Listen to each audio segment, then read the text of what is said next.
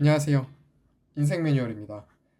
오늘은 유튜브 인생 매뉴얼 채널을 운영하면서 느꼈던 점과 자소서 작성 팁에 대해서 이야기를 풀어보겠습니다. 첫 번째로 그런 의도로 쓴 게 아니에요 라는 말을 우리가 굉장히 많이 하게 될 겁니다. 무슨 말이냐면 피드백을 대하는 태도에 대해서 이야기를 해보려고 해요. 저는 취업 시즌이 되면 최대한 많은 사람들에게 첨삭을 받아보라고 권하는 편입니다. 한번 해보시면 느끼실 것 같은데 정말 신기하게도 물어보는 사람들마다 주는 피드백이 다를 거예요. 정말 생각지도 못한 곳에서 이렇게 쓰는 게 어때? 하는 분들도 있을 거고, 문장을 이렇게 쓰는 게 더 좋지 않아? 하고 피드백을 주시는 분들도 계실 겁니다. 그런데 그 과정에서 꼭 등장하는 상황이 있어요. 바로 어떤 사람이 피드백을 줄 때, 그건 그런 뜻이 아니고 제가 이렇게 쓰려고 한 건데요. 라고 설명을 하는 상황들입니다. 저는 과거에 이런 상황이 발생하면 상대방이 잘못 읽은 것으로 치부하고 고치지 않았던 경험도 있었던 것 같아요. 사실 이미 완성한 글을 수정해야 한다는 느낌이 들면 굉장히 스트레스 받는 일이 맞습니다.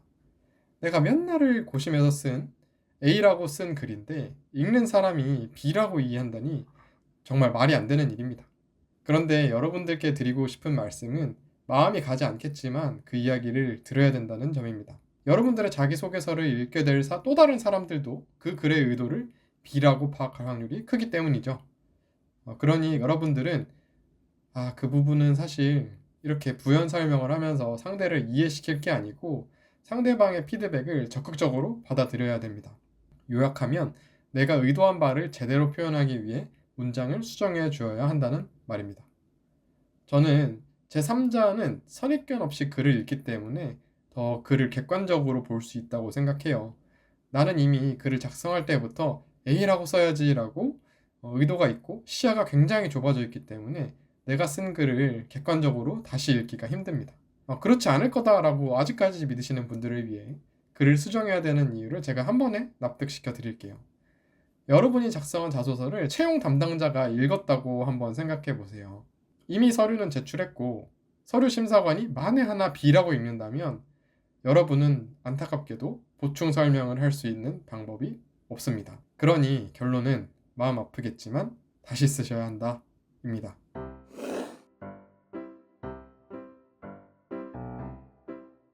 그리고 두 번째로 오픈 채팅방을 운영하면서 많이 들었던 질문 중 하나인데요. 잡 디스크립션을 잘 알아야 하나요? 라는 질문입니다. 이거는 잘 알아야 돼요. 근데 정말 잘 알아야 됩니다. 무슨 말이냐면 제가 생각할 때 우리가 잡 디스크립션을 읽는 핵심 목적은 딱 하나입니다. 요거는 앞으로 너무 기니까 JD라고 줄여서 부를게요. 내가 하고 싶은 일이 이 직무와 맞는지를 판단하는 것. 이것이 핵심 목적입니다. 취업 준비 중인 여러분들은 이미 JD를 많이 읽어보셨을 거예요. 아직 안 읽어보셨던 분들을 위해 간략히 설명을 드리면 말 그대로 이 직무가 어떤 직무인지 설명해 놓은 글입니다.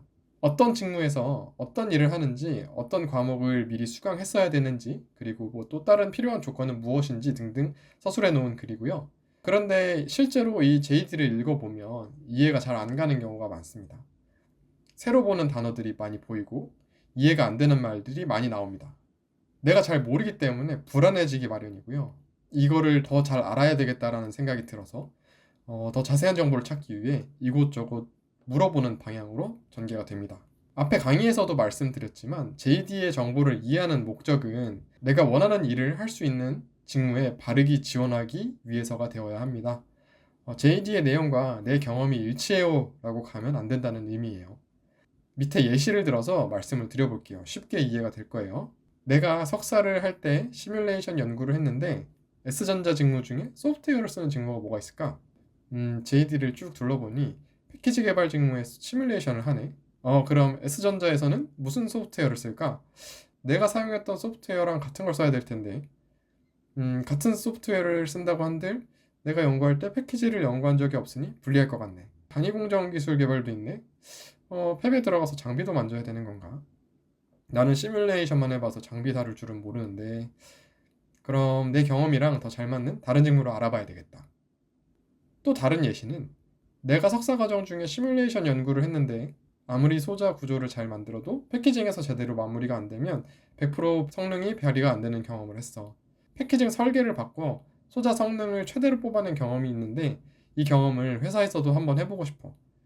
JD를 보니 패키징 직무 설명을 보니 완벽할지는 모르겠지만 내가 했던 경험들을 이 부서에서도 녹여낼 수 있을 것 같아. 어떻게 자기소개서를 쓸지 생각해 봐야 되겠어. 이 두 가지 예시를 보면 확실히 쉽게 이해가 될 거라고 생각합니다. 또 한 가지 주의해야 할 점은 현업을 너무 자세하게 알려고 노력하는 것도 맞는 방향이 아니라는 겁니다. 여러분이 채용 담당자라면 신입사원을 뽑는 기준을 무엇으로 할 건가요? JD를 가장 잘 이해한 사람을 뽑으실 건가요? 혹은 현업을 잘 알고 있는 사람을 뽑으실 건가요? 저는 둘 다 아닐 거라고 생각합니다. JD는 단 하나의 목적만 충족하면 됩니다. 내가 진짜 하고 싶은 일인가? 내 경험이 이 일에 도움이 될까? 이 정도만 이해하면 충분합니다.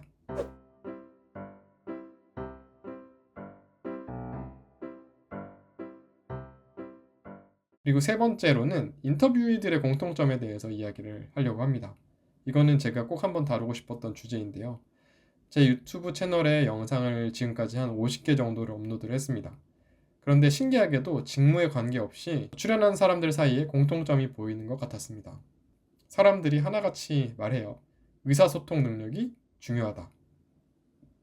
제가 인터뷰 마무리할 때 공통 질문으로 후배들을 위한 한마디를 부탁드리는데 많은 사람들이 꼭 다른 사람들과 함께 해야 하는 경험을 해보라고 이야기합니다. 예를 들면 동아리, 프로젝트, 팀플 등등이 있죠. 그 활동을 통해 사실 무언가 결과물을 만들어내는 것도 중요하지만 더 중요한 것은 결과를 내는 과정에서 많은 사람들과 대화하고 갈등을 해결해 나가면서 나랑 다른 뜻이 있는 사람을 어떻게 설득할 것인지 배우는 것입니다. 저의 학부생 시절을 돌이켜보면 이런 점에서는 아쉬웠다고 생각해요. 대외 활동이 뭐 중요하겠어? 학점이랑 전문성 쌓는 게 더 중요하지 라고 생각했거든요.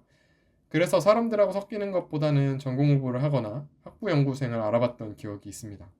저뿐만 아니고 여러분들도 비슷하지 않았을까 조심스럽게 예측해 봅니다.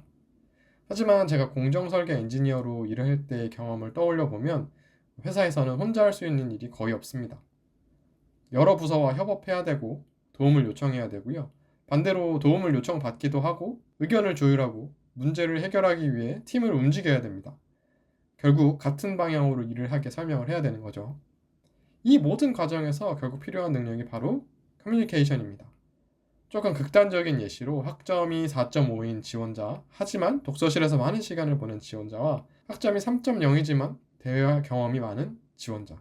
둘 중 어떤 지원자가 뽑힐까요? 유튜브 인생 매뉴얼 채널에 출연해준 몇몇 출연자들의 조언을 인용하면 좋을 것 같은데요. 물론 학부 공부 굉장히 중요해요. 근데 이게 직접적으로 저희가 취업을 할 때 크게, 그러니까 면접 볼 때 있어서 크게 영향을 끼치는 요소는 아니라고 생각을 합니다. 그래서 기본적인 학점을 갖추면서 이 활동, 저 활동, 좀 많은 경험을 해보는 게 어떤가 말씀을 드리고 싶습니다.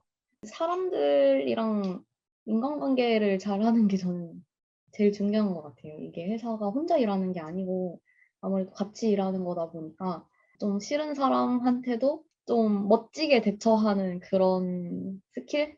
싫은 티 안 내고 좀 돌려서 말하지만 불쾌하겠구나라고 다른 사람들이 인지는 하지만 막 언뜻 들었을 때는 기분 나쁘지 않은 그런 말. 그런 게 좀 내공인 것 같은데 그런 내공이 제일 중요한 것 같아요, 저는. 여러분이 사람을 뽑을 기회가 생긴다면 어떤 사람을 뽑을지 한번 상상해 보세요. 어쩌면 생각보다 쉽게 답을 낼 수 있을지도 모릅니다. 그래서 여러분께 드리고 싶은 현실적인 조언은 새로운 대외 활동을 지금부터 하라는 것은 아닙니다.